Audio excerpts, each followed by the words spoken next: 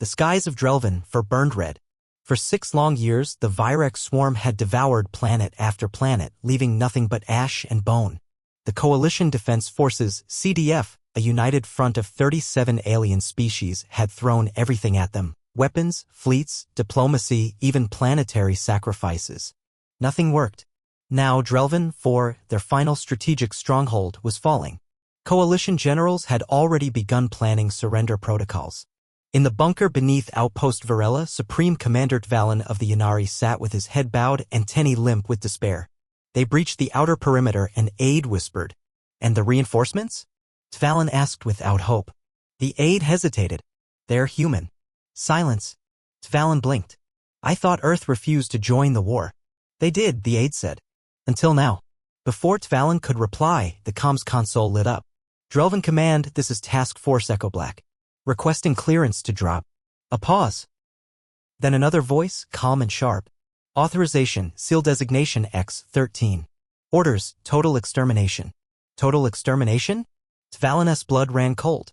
11 minutes later, fire rained from the sky. Drop pods screamed through the atmosphere, punching into the battlefield like meteors. From them emerged shapes not soldiers but predators in human form. They moved in squads of 6. No insignias. No hesitation. No mercy. They wore matte black armor etched with old Earth symbols, skulls, wolves, reapers.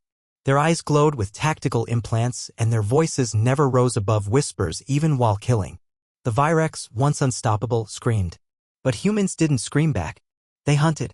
A group of Virex charged one squad near the ruins of Watchpoint 9. The squad leader, a woman called Reyes, dropped them all in 9 seconds with a pulse blade and an explosive microdart. She didn't break stride. Another SEAL unit scaled a broken tower under enemy fire, disabled a Virex command node, and exfiltrated without a single casualty. The Coalition soldiers who watched them weren't just awestruck. They were afraid. Who are they? Asked Lieutenant Jaren of the Krave K Legion. His sergeant replied, they're not the soldiers Earth sent. He gulped.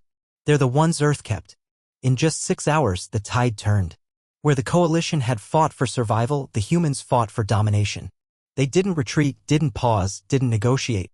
They simply advanced one kill after another, no matter the cost. By dawn, the Virex swarm began retreating. It was the first time they had ever fled a battlefield. Tvalin watched from the command tower, still unable to process what he was seeing. One human soldier walked past him, helmet under one arm, face scarred but calm. You turned the tide, Tvalin said, awed. The soldier shrugged. War's only lost, he said, until humans are angry enough to join it. 3 days later, the Virex homeworld burned. The humans had followed them there. No council meetings. No debate. No mercy. The message Earth broadcast afterward was short. To all hostile species, we prefer peace. But if you bring war to our doorstep, we won't knock. We'll break the door down. The Virex surrendered unconditionally. The war was over.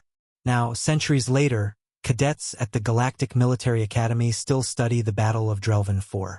The lecture always begins with the same line etched above the entrance to the Hall of Memory. The war was lost. Until ruthless humans showed up.